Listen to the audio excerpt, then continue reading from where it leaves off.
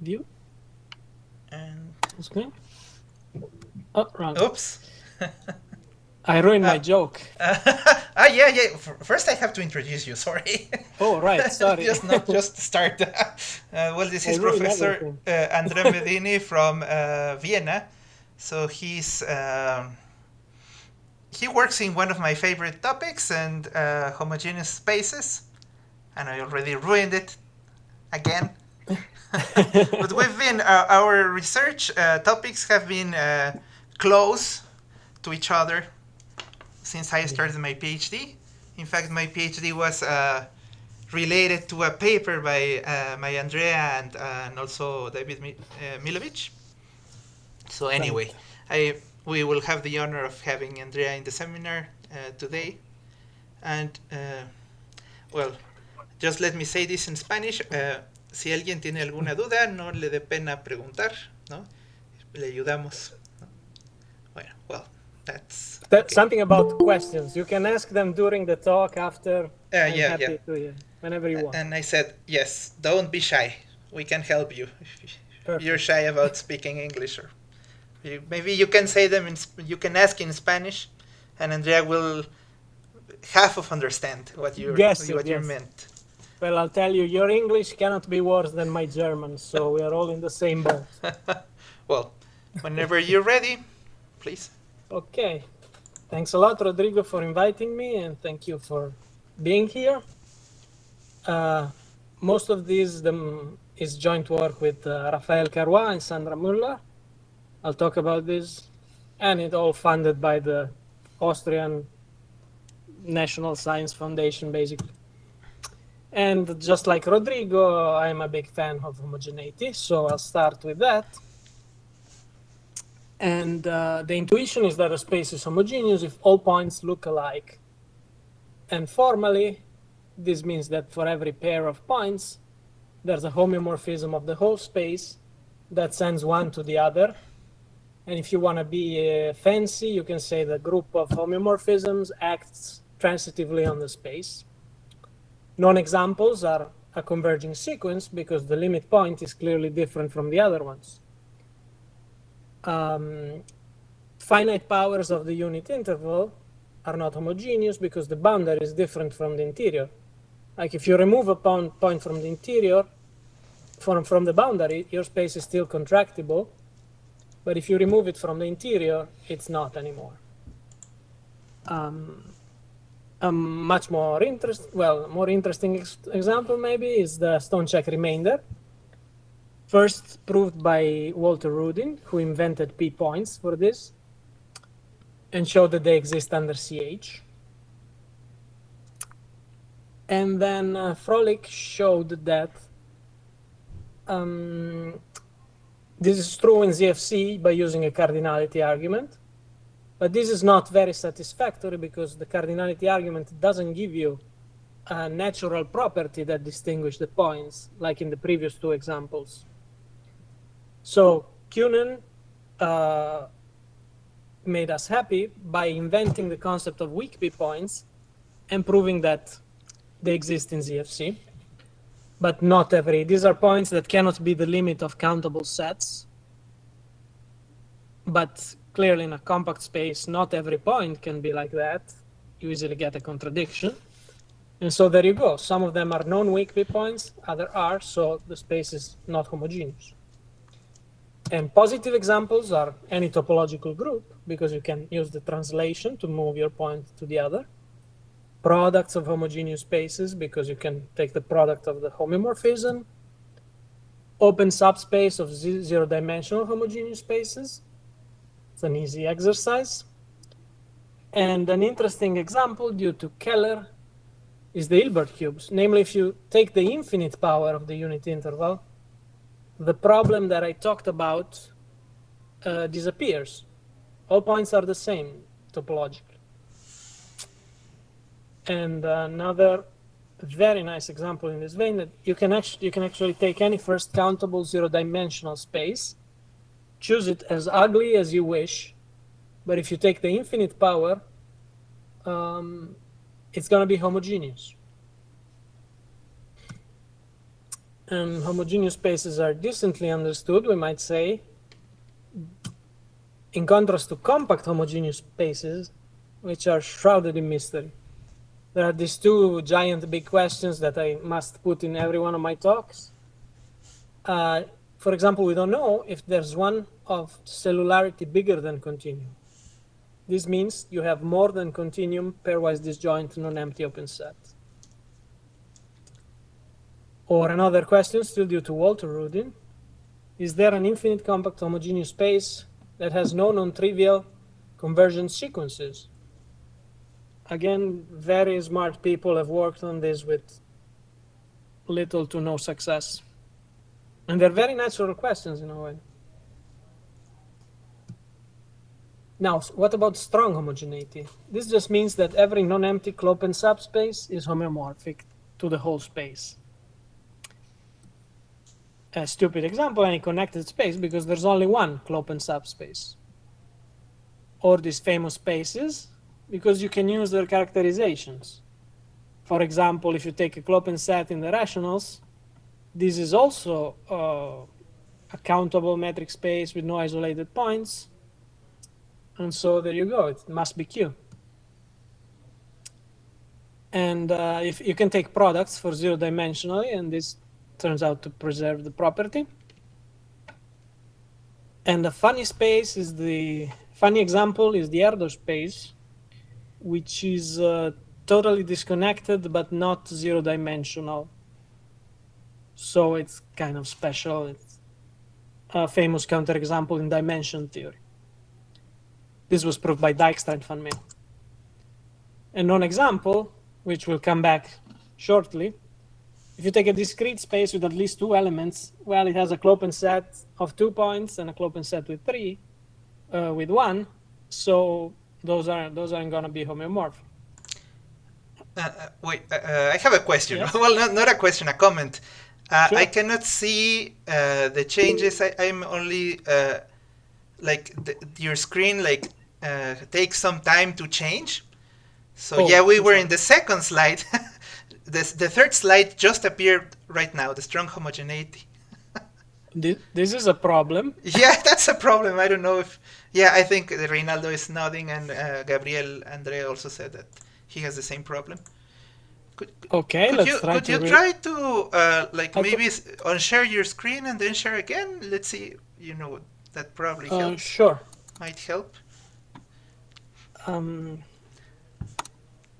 Stop presenting. And stop presenting, and then maybe present again. I don't know.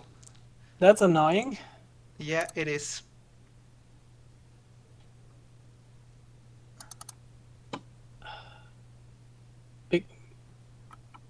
Maybe it's just the distance. The distance? Well, maybe it's something, a problem with Google Meet. Oh no, this is horrible. Wait a sec. Well, maybe I'll first retry with preview, and then maybe I'll try with Acrobat, even that. Full screen. Now, are you seeing the last example? Not yet. Omega times Cantor set? We still see part of your desktop. Oh, good God. And the window is well, now we can see it. We can see a strong homogeneity. All of the slides? All of the slide, the whole slide. Okay. So I'll try maybe to do it in advance to give you time. I don't know. Well, I don't know. Okay. Let's see what we can do. Yeah. What do you see now? Is strong a good choice of word? Not How about particularly. Now? Yes. Okay. For I example. Very good. Let me know if it becomes weird again. Mm-hmm. But could you come back to the previous slide, please? Okay, I'm a little worried, but Thank any you. questions? Do you see it, first of all? Yes, we see it. Did you have a question? Uh, no. Okay. Oh, strong, good choice of word. Well, not particularly. I just told you that omega star is not homogeneous, but it's easy to see that it's homogeneous because all points are induced from an infinite subset. All clopen sets are induced from an infinite subset of omega. But if you just look at first countable zero-dimensional spaces, then things get better. So the word makes sense. Strongly homogeneous are in fact homogeneous, and I'll give a picture proof. You just take your space, picks 2 points x and y, is strongly homogeneous, and we want to send x to y.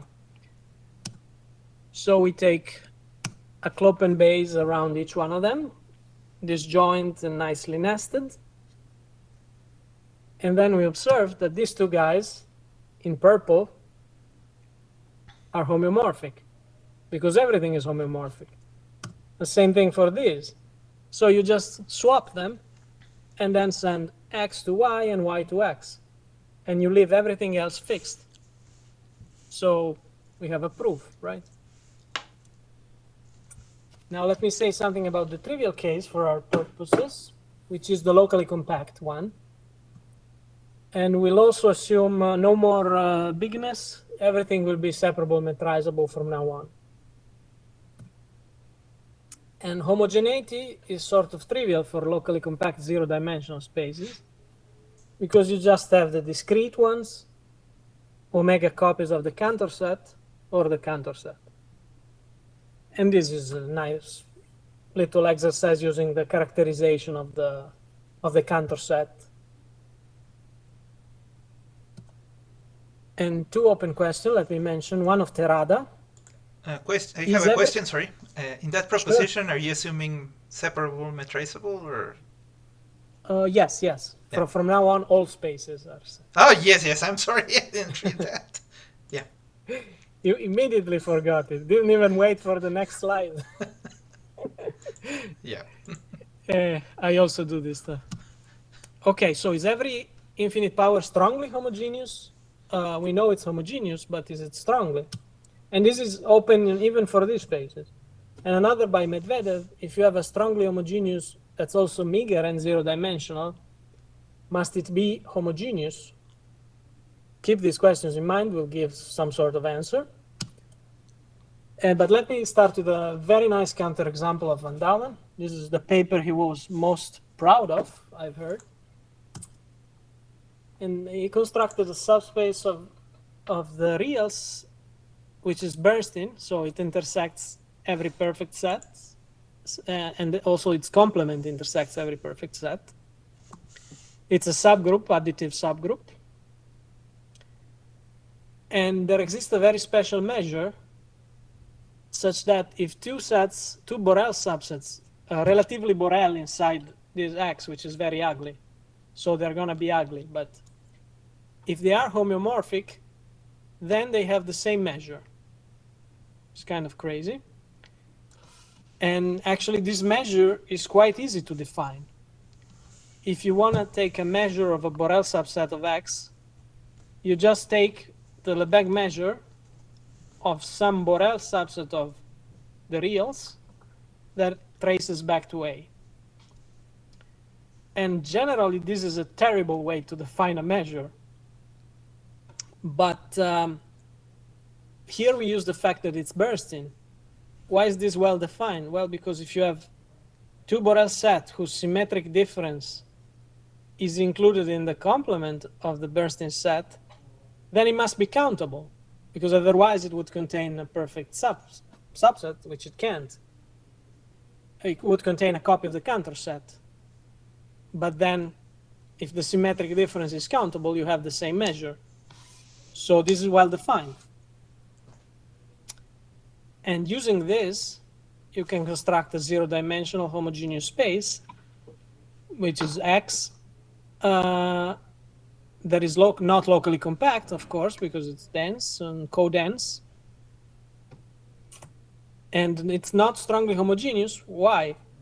Well, just take two clopen sets, one of measure 3 and one of measure 76. By this part here, they cannot be homeomorphic,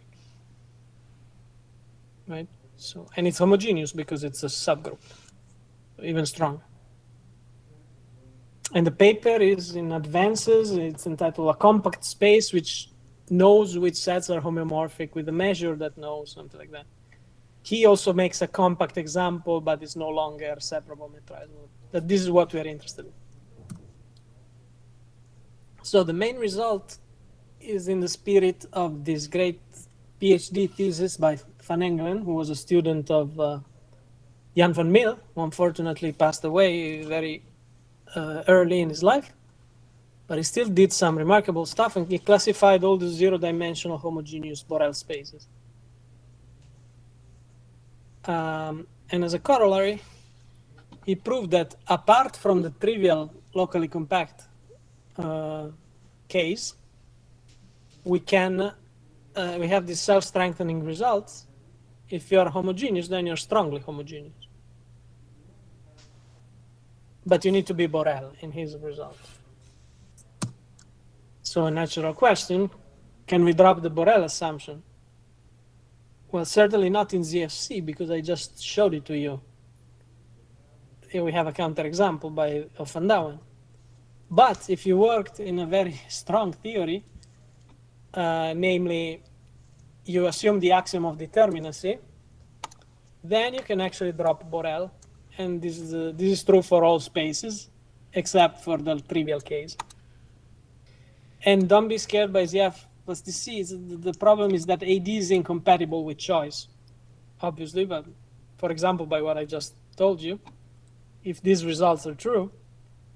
And so you need to work with this in this weaker theory, which is perfectly fine for proving all the things that normal mathematicians do, to carry out analysis and such. For example, you have countable choice, you can prove the bare category theorem in this theory and so on. And this is consistent, the whole theory is consistent relative to large cardinals. And notice that this gives a consistent yes answer to the two questions I showed you. But we don't really know if you need, you can drop AD, you can actually, these positive results, maybe you can just prove it in this weaker theory. And so from now on, we will assume we cannot use choice, basically. And let me tell you about my co-authors, which was a funny collaboration because we have very different backgrounds. Raphaël is classical descriptive set theory. The idiot in the middle, you know, just topologist. And Sandra works on determinacy. So she does this esoteric stuff with large cardinals and inner model theory, which I understand very little of it, to put it generously.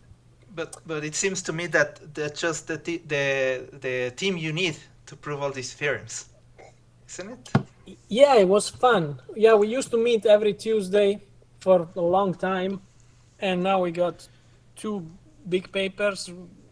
One of them is 50 pages, and so we called ourselves the Wadge Brigade, and it was fun. Yeah, we have different expertise. That's nice. So what is Wadge theory? It's all about gammas, subsets of a power set, and their dual, which is denoted by gamma check, and is the set of complements of sets in gamma. And the class is called self-dual if it's equal to its dual. Not surprising, and then we define the delta, which is just the intersection of a class with its dual. And a Wadge reducibility is just a notion of reducibility according to the most natural one, according to topological complexity. So you need to have for A to be reducible to B, you need to have a continuous function of the whole space, such that points in A are sent to B, and points outside of A are sent outside of B. whoopsies. And a Wadge class is basically the class generated under this reducibility by a single set. So it takes everything which is reducible to A, and notice that it has to be generated by one. This is kind of terrible notation because this should be the set of things that are Wadge equivalent to A, but it has been used a lot in Van Engelen's work, so we kept it. And for example, and it's not enough to be closed downward under reducibility. For example, if you take all the Borel sets, these are closed downward, but they are not a Wadge class because you're never going to find a single set that generates them. So, and this theory only works well if you have zero-dimensional Polish spaces, basically. And if it's uncountable, they're even better. So think of bare space or Cantor set as the main example. So everything starts with these trivial classes, because if you take inverse image of the singleton, you're not going to get anything more. Same thing with the whole space. Then you have the first self-dual class, generated by an arbitrary proper clopen set, because you can take silly functions that are almost constant on the clopen set, stuff like that. And now recall that the Borel classes have universal sets. This means sets that belong to the product Cantor set times your space. And if you take the vertical sections, these give you back the entire class that you want. And so these are Wadge classes because they are, you can take as a generator the universal set. And there's a little problem here. You see it?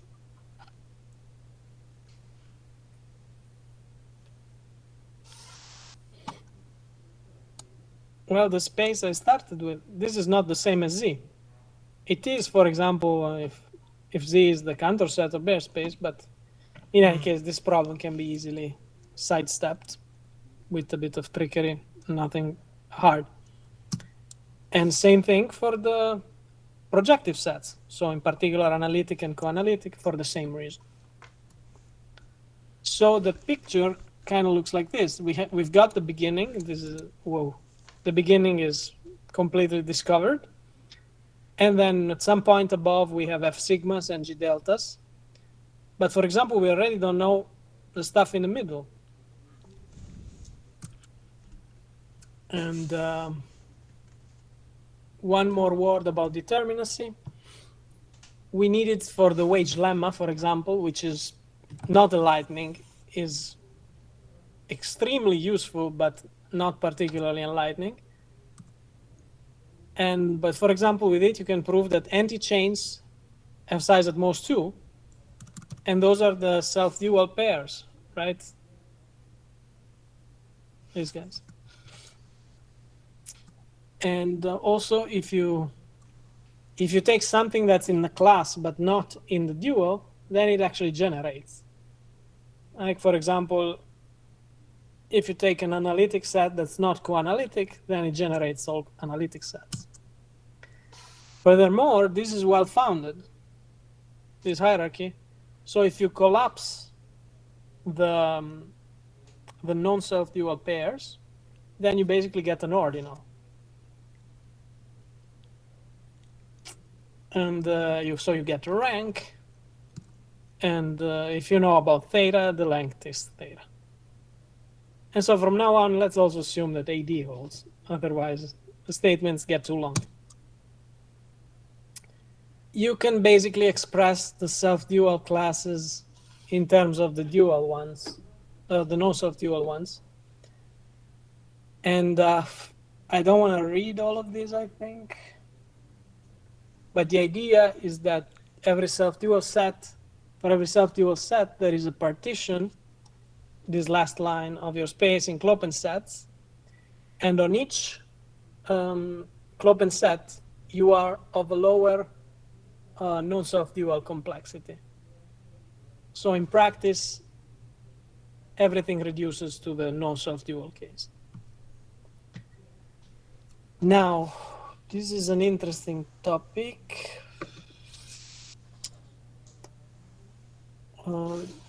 These are operations that take as input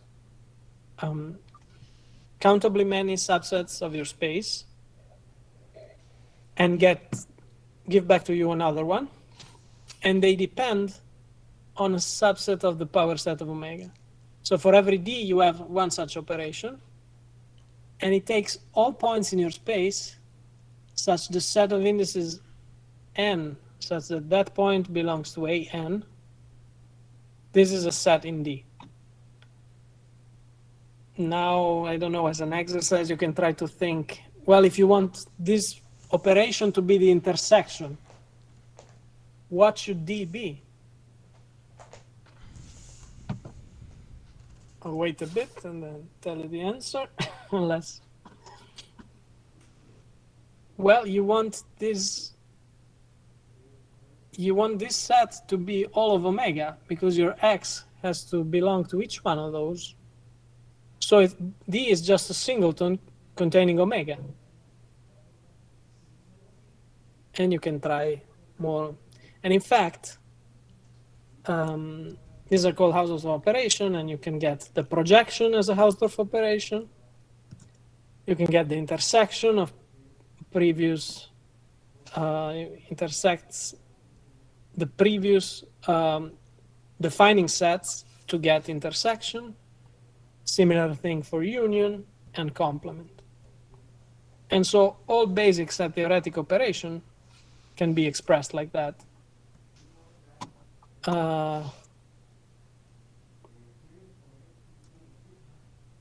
And now let me tell you what the difference hierarchy is. Everything will come back together a little bit later. And for every countable ordinal, you define the one difference as the set itself. The two difference is the difference. The three difference is the first one minus the difference of the second two. And you keep going like that until you get all of omega 1. And this defines a class. You can take the set of eta differences of all sigma 0 xi sets for an increasing sequence. And it can be shown that this is a properly increasing hierarchy. And this uses the fact that we're assuming our Polish space is uncountable. Okay. Is there any relation between wage classes and Hausdorff operation? That's a very strong one. So up to now, we only consider sets. Right? There was no structure on Z for Hausdorff operations. But what if you apply your Hausdorff operation to all open sets? Well, you get a gamma that depends on D, right, and your space.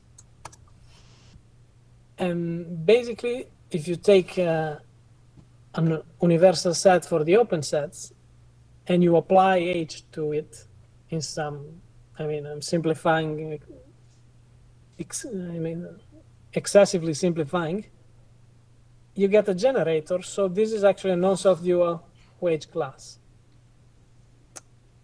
And this is, this will come back. So in particular, all of these differences of open sets, but even of sigma 0 xi, are non-self-dual. And in fact, you remember the question marks from before?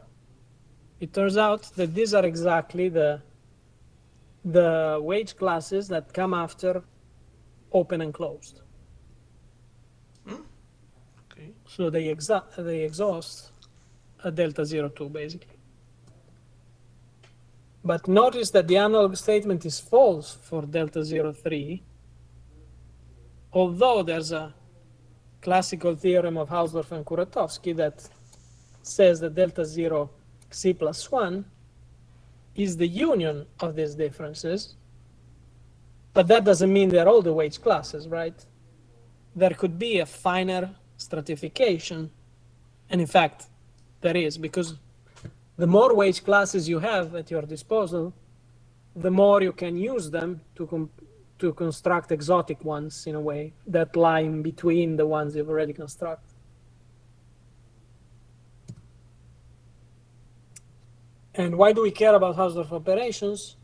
Because they give us a way of doing relativization, which is actually not the most sensible one in the end. But if you learn this, you learn how to do it in general. And also gives me an excuse to talk about Hausdorff operation, which are important in their own regard.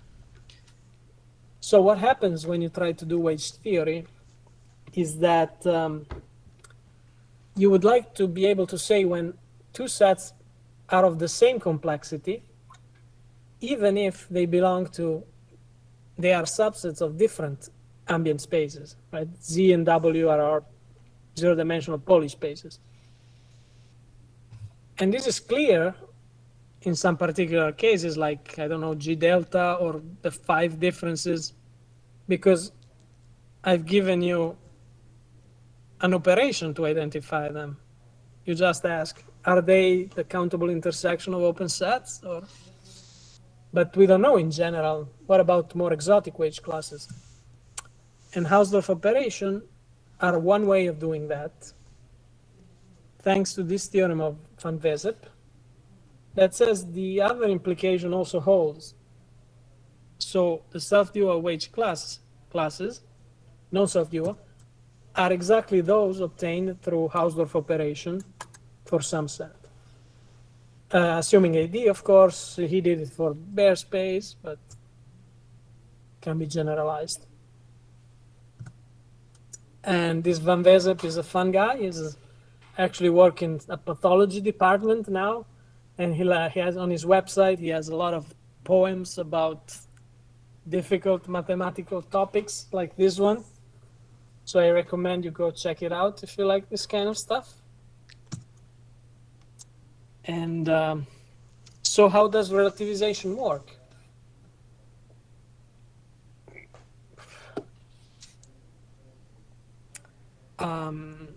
Based on work of Van Engelen, Louveau, and Saint-Ramond in some ways. Now this actually works for arbitrary topological spaces. Assume you have a subspace, then, well, just think of the subspace topology. When is something open in the subspace topology? When it's the trace of an open set in the bigger space. Same thing here. A set belongs to complexity gamma d in the smaller space if it's the trace of a set gamma d, of a set of complexity gamma d in the bigger space. And then what else is important in topology? Continuous functions. If you take the preimage, continuous preimage of a set of complexity gamma d, this preimage will be gamma d in the appropriate space. And the one for homeomorphisms, I leave it to you to guess. And at the beginning, where we were wage newbies, this was very helpful to clear up a lot of confusion. We were having fights, like saying, wait, you're saying this belongs to this wage class, but where? This should be from the space to itself, and so on. And this helped a lot. Now, reasonably closed wage classes is a mess, which I will skip. Why would anybody need that? But let me say that they have this very nice property that if B generates a reasonably closed wage class, then wage reducibility is witnessed by an injective function, which is super nice for us topologists because by compactness, it gives you a homeomorphic embedding. And as we will see with homeomorphic embeddings, you can do some sort of topological back and forth, which is very useful. And the proof is super clever, and I will skip it.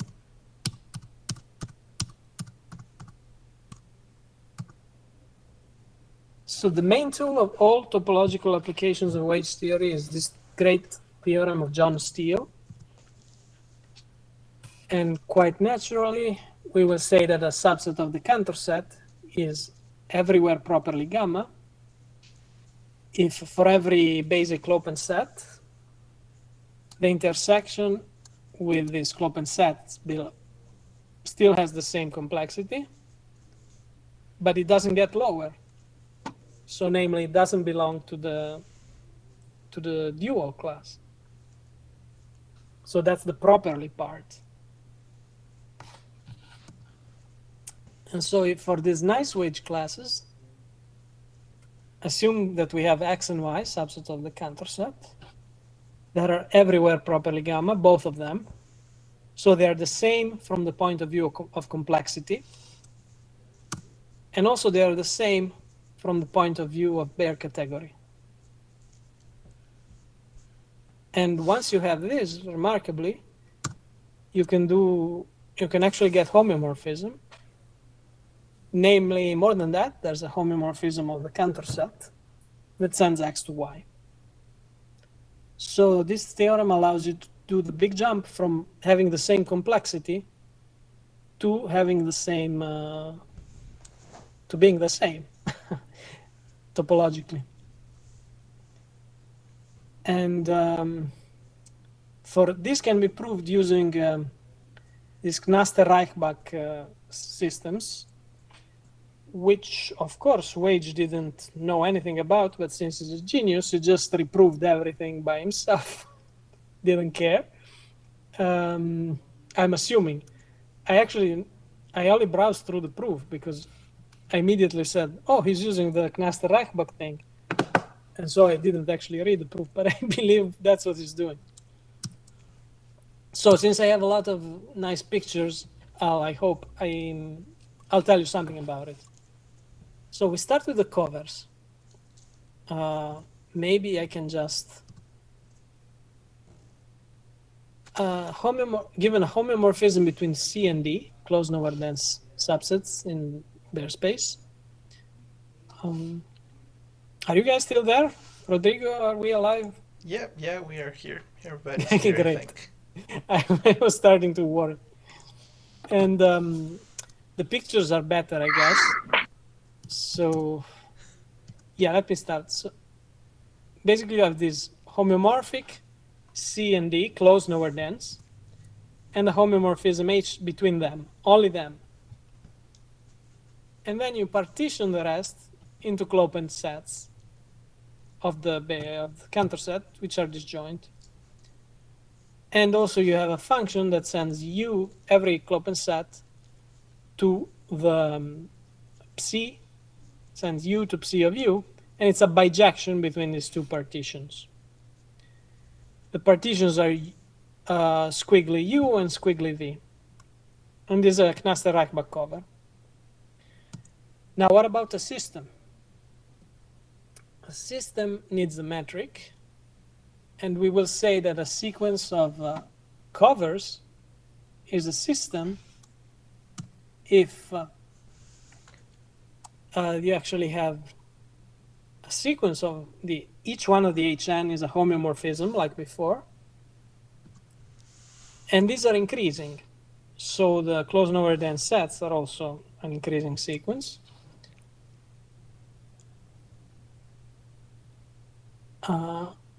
You got your bijection between the open sets, between the clopen sets in the partition, in each one of the partition.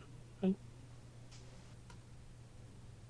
And the mesh of this partition, which is the supremum of the diameters, tends to 0, basically. So, and of course, you don't want these bijections to do whatever the hell they want. They need to be coherent with each other. So first of all, the partitions refine each other. And all these bijections behave properly and are coherent with each other.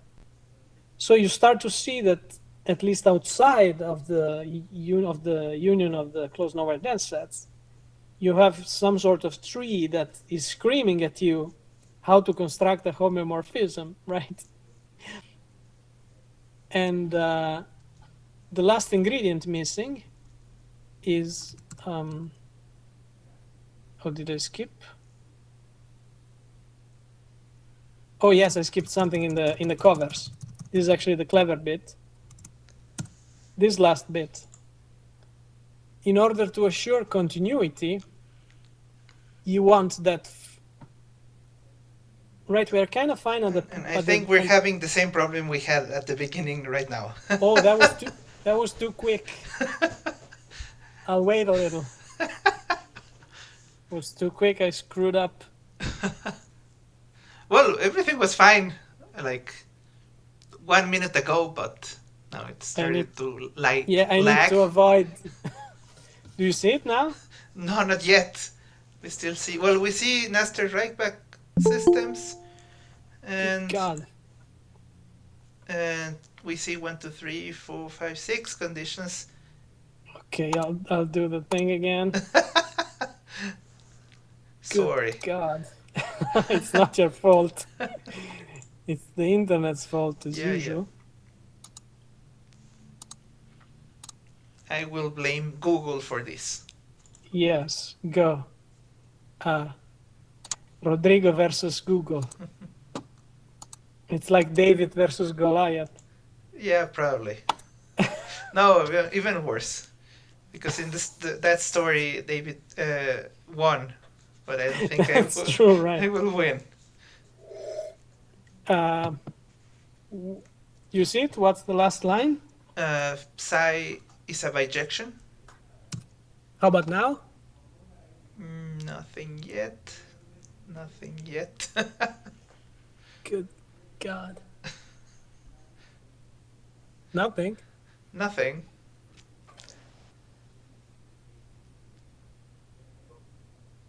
Let me close the thing. Stop presenting. Mm-hmm.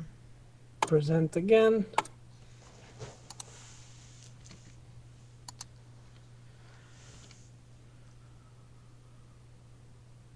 Open the thing again. View. Full screen. 1, 2, 3, 4 bullet points. Good. So this last one is actually the clever bit, because you want to make sure that your final homeomorphism will be continuous at the points of your Müller sets, and its inverse as well. So you actually ask for a lot more. You ask for something very strong, that for every bijection that behaves as our permutation of the partitions, no matter what you do on those, as long as you preserve C, this function has to be continuous on C, and the inverse has to be continuous on the target close nowhere dense set. And the nice thing is that there always are KR covers like this. So this reference to Medini 2015, I had nothing to do with proving this. I just gave an exposition of it that made sense to me. Oh, interesting. Well, you can send it to me later. I'd like to see it. Of course, it. Yeah, it's a very useful method if you want to construct homeomorphism between things that are zero-dimensional and either meager or co-meager in a way. Mm-hmm. Right? They're either meager or they contain a dense Polish subspace. Oh, I'm doing it again. Yes. That's the only thing I can do. So the picture, do you see the picture? Not yet. Oh, mama. I don't know if it will help, but maybe you could turn off your camera for a while. I mean, you can turn it on. I don't know how to do that.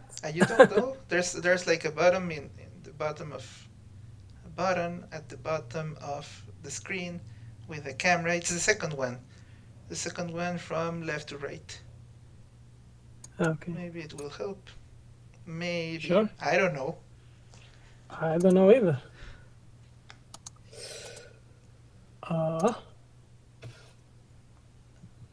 Okay, You we see the see picture? we see pictures. Good. I'll try to contain myself, contain my fingers. So we start with the Knaster-Rybak cover, and then we take a bigger, which is the union of the two, a bigger closed nowhere dense set, and then we refine. And then we keep going like this for omega many steps. And in the end, we get a homeomorphism. And that's why we care about these systems. And yes, that's what I said. They give us a homeomorphism of the whole Cantor set that extends all of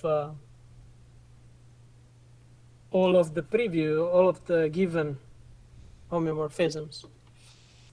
I'll try to go slow. I will not explain. There's more technical stuff to. And then this is how you prove Steele's theorem. I'll give you more. So you remember you have your sets of the same complexity. Let's assume they are both of them meager. So we take. Do you see the clopen ball? Not yet. We see X not and Y not, but yeah, we see a clopen ball now. Great. But remember what the assumptions that the things are everywhere properly gamma. So we can get an injective by Harrington's lemma. We can actually get a homeomorphic copy, an embedding inside this clopen set. And then we can do the other thing on the same thing on the other side as well.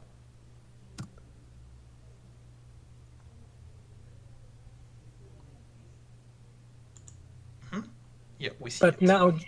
now just look at what you have on the top and what you have on the bottom. These are homeomorphic, right? Just look at them by the back and forth idea. Yeah. So basically, this is step 0 of your Knaster-Rybak system construction. And this is how you prove Steele's theorem. The main idea is there, but there are a lot of little things to be sorted out, of course. But now I don't have much time, so I want to go. Yeah, I'll just go to the. Maybe this is better. Yeah. Let's go to the open questions, and which says something important.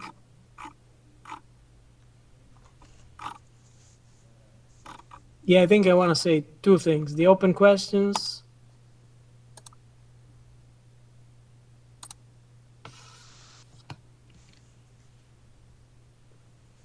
Do you see the open questions?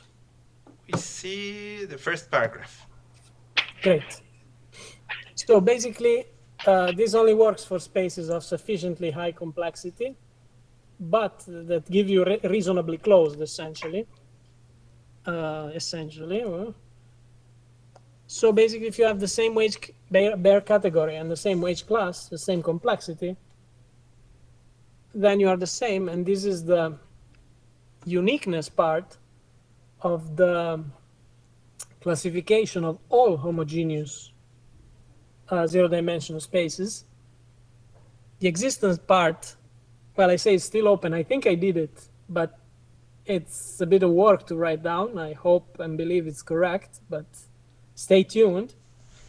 So what remains to do essentially is for which complexity you only have the meager one, for which complexity you only have the bare one, for which complexity you have none, and for which complexity you have neither.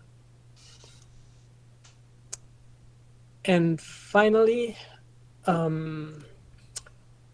natural question whenever you prove something under AD is can you construct a counterexample that is definable under V equals L? Right. Basically, we have Van Douwen counterexample in ZFC, but the question is, can we make it analytic or co-analytic? I don't know. And it has to be non-trivial, of course, not locally compact. So I guess, I mean, if there are questions, I can say more, but otherwise, I have a lot more in this talk, but I think I'll go to my hamster and wait for it to show you. Yeah, we can see it now. Thank you very much. You're welcome. There's no button to clap here. There's only raise hand button. It's fine. You can just. Well, thank you. Yeah, just let You're me say welcome. that this Naster-Reichbach technique or whatever, this was Yes. introduced to me by Jan van Mil 2013, and Yeah, I found yeah. it very useful. So, yeah, I know. I definitely like to see this paper that you wrote, this expository paper. Yeah, actually, the way I learned about this was basically from your paper with Jan van Meer Did you? and Michael Ruszak. But I need to reprove everything my way, otherwise I don't understand. Of course, yes. So I came up with this. I looked through Van Engelen's thesis and did it my own way, and yeah. So maybe this can be used as a black box or something. I hope. Yeah, that's exactly what I was thinking. It's a good idea. Well, so are there any questions? ¿Hay preguntas? No. No sobre el tema. Es que tenía en su cabeza en la foto. Sorry? Capito. It's just I went to the rat or Yeah. what? The No, Paris? no. That's a very technical question. Yeah. Is it for a football match or something like that? I don't know, I see in that picture. Yeah. we were at a store in Madison, Wisconsin, and a friend of mine just gave me the glasses and told me to put this stupid thing on, Okay. and then decided to take a picture of me. And I think this is not the first time I see this picture. yeah, it's kind of a classic. And so I like to make a very serious face, and I'm dressed like a complete idiot. No, it's funny.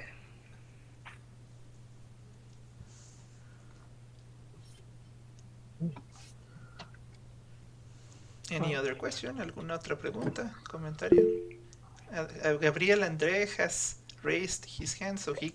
Well, if you want to ask the question directly, go ahead. Thanks a lot, Professor Andrea, for the presentation. My question is there some relationship between strongly homogeneity and countable dense homogeneity space?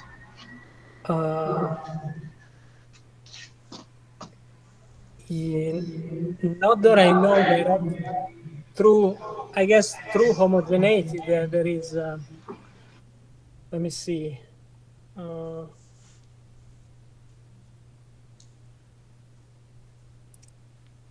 Well, this is mostly for zero-dimensional spaces.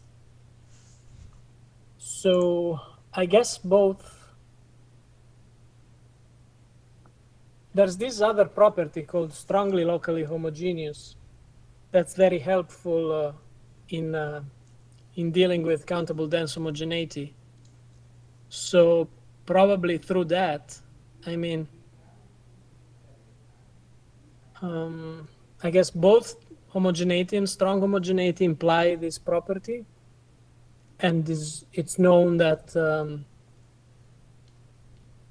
if you have this property and you're Polish, then you are actually countable dense homogeneous. is one of the main positive results. Sometimes it's quoted from Besaga, Pelczynski. Other times it's quoted from Anderson, Curtis, and Van Mill. But it's the main positive tool to prove that stuff is CDH. But yeah, not directly, but it's certainly a welcome property, I guess. I don't think I can say much more without saying wrong things. Also, I'm not a professor, but thank you for upgrading me. You too, Rodrigo. Well, it's just that I think that at least in Mexico, probably in all of Latin America, if you have a PhD, you're already a professor. Or that's why we called it. Really? Well, it's just that there's no, like, this German system that you're in doesn't exist in Mexico, so we're all called professor. Yeah, I don't care at all. as long as I have a job, you can call me Susan, whatever, I don't care. Okay, so are there any other questions? ¿Alguien más que no le dé pena preguntar? Okay. I have two questions. Sure. Yeah, why did you choose the name of strong homogeneity? Oh, I didn't choose it. It appears already, for example, in the work of Van Mill, and this is what? I mean, strong homogeneity doesn't imply homogeneity. So. Yeah, I that's the thing I talked about. Do you see the slide? Yes. Yeah, that's the thing I talked about in this slide. It's not a very good choice of word, but if you stick to first countable zero-dimensional spaces, then it is. Okay. The other question is, why do you assume metrizable and separable? Yeah,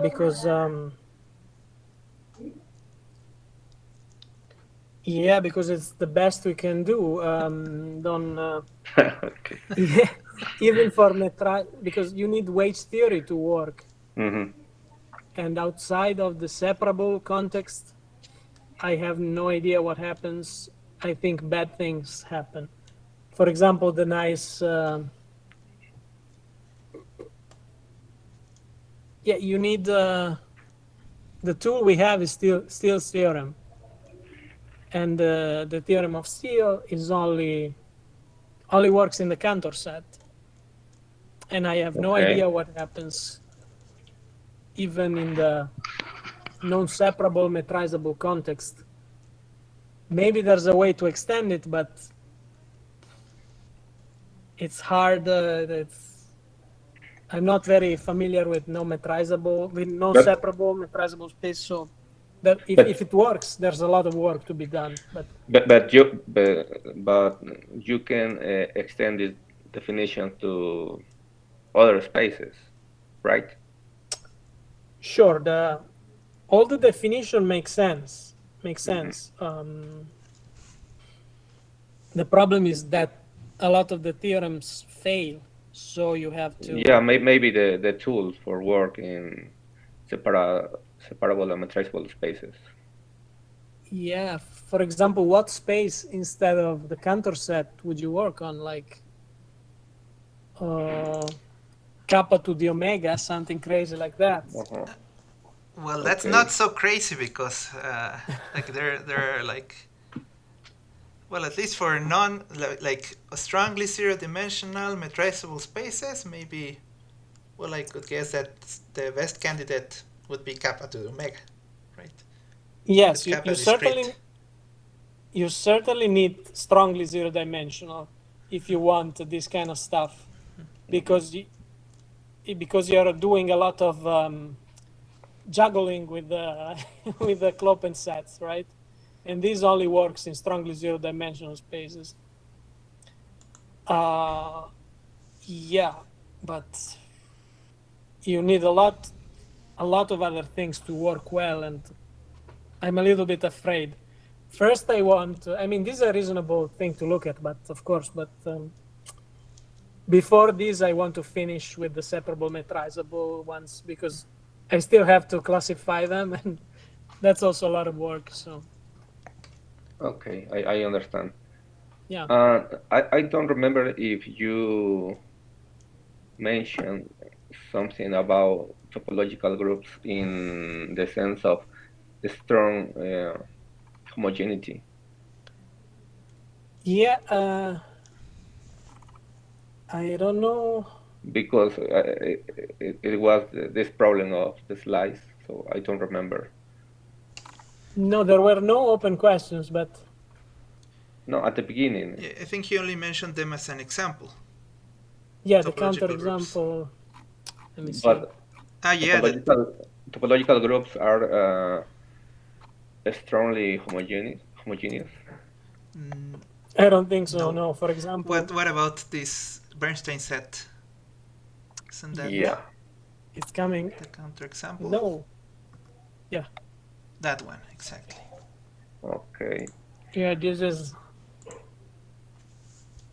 Van Douwen example, and it shows that. Oh yeah, I have a slide actually. Let me sorry. What's happening? I can show you something more enlightening, maybe, if I find it. That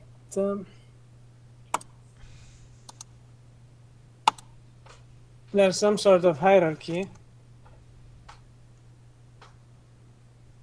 And oh wow!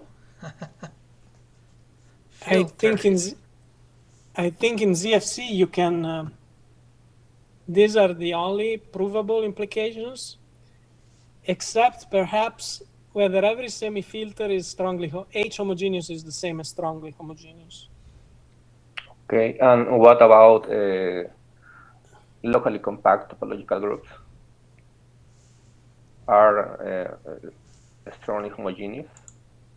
Well, remember that the locally compact homogeneous spaces in the zero-dimensional case there are only a couple of them, right? You only have the discrete spaces, Cantor set, and omega copies of the Cantor set. So. But you are assuming zero-dimensional, right? Yes. But my question doesn't assume this hypothesis. You're right. I don't know. What about?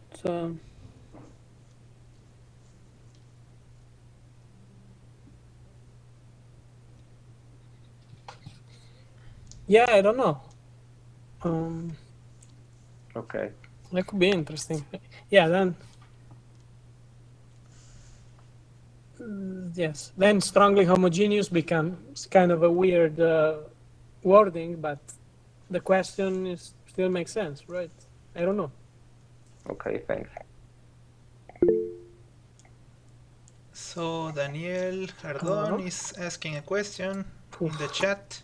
I see a question by Daniel. The chat. Yeah. About. Yeah, I don't know. I haven't thought about. He asks about strong homogeneity in the hyperspaces and homogeneity. There's the best thing I can say, which is related to this, is some result of Michalewski, which shows that the Vietoris hyperspace of the rationals is a topological group. And the way that he does it, I'm pretty sure also proves at the same time that it is strongly homogeneous. He uses exactly this kind of stuff and he's being a little clever in a way that doesn't need to use determinacy. Because that space, I think, is coanalytic. is properly coanalytic, so you would need a bit of determinacy. But he's being clever, and he does it without assuming any determinacy. That's basically the only thing I know on the topic. Thank you. You're welcome. You have so many questions. I don't think that people ask so many questions in this seminary, like usually. I'm happy about it. So maybe we should just finish now to stop torturing you. I'm going to stop. Okay. Thank you for your talk. I'm going to stop the recording.